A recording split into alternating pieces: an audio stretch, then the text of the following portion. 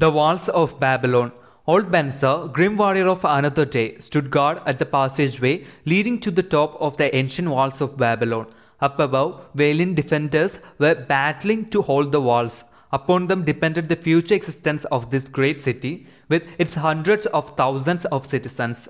Over the walls came the roar of the attacking armies, the yelling of many men, the trampling of thousands of horses, the deafening boom of the battering rams pounding the bronzed gates. In the street behind the gate lounged the spearmen, waiting to defend the entrance should the gates give way. They were but few for the task. The main armies of Babylon were with their king, far away in the east on the great expedition against the Elamites. No attack upon the city having been anticipated during their absence, the defending forces were small. Unexpectedly, from the north bore down the mighty armies of the Assyrians, and now the walls must hold or Babylon was doomed. About 𴑚 were great crowds of citizens, white-faced and terrified, eagerly seeking news of the battle. With hushed awe they viewed the stream of wounded and dead being carried or led out of the passageway.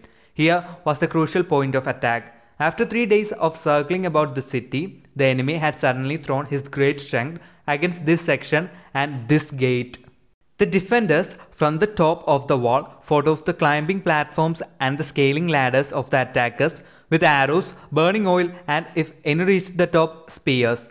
Against the defenders, thousands of the enemy's archers poured a deadly barrage of arrows. Old 𴑚 had the vantage point for news. He was closest to the conflict and first to hear of each fresh ripples of the frenzied attackers. An elderly merchant crowded close to him, his palsied hands quivering. Tell me, he pleaded. They cannot get in. My sons are with the good king. There is no one to protect my old wife. My goods, they will steal all. My food, they will leave nothing. We are old, too old to defend ourselves, too old for slaves. We shall starve, we shall die. Tell me they cannot get in.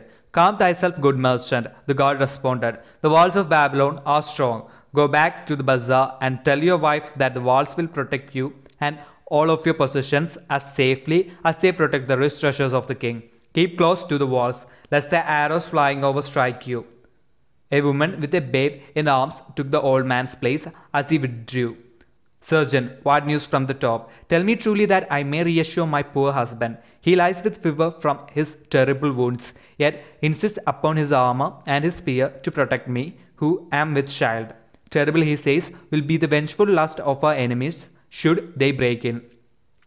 Be thou of good heart, thou mother that is and is again to be. The walls of Babylon will protect you and your babes. They are high and strong. Hear ye not the yells of our valiant defenders, as they empty the cauldrons of burning oil upon the ladder scalers. Yes, that do I hear, and also the roar of the battering rams that do hammer at our gates. Back to thy husband. Tell him the gates are strong and withstand the rams. Also that the scalers climb the walls, but to receive the waiting spear thrust. Watch thy way and hasten behind your buildings. 𴑚 stepped aside to clear the passage for heavily armed reinforcements. As with clanking bronze shields and heavy tread, they tramped by. A small girl plucked at his girdle. Tell me please, soldier, are we safe? She pleaded. I hear the awful noises. I see the men all bleeding. I am so frightened. What will become of our family, of my mother, little brother, and the baby? The grim old campaigner blinked his eyes and thrust forward his chin as he beheld the child. Be not afraid, little one, he reassured her. The walls of Babylon will protect you and mother and little brother and the baby. It was for the safety of such as you that the good Queen Semiramis built them over 100 years ago.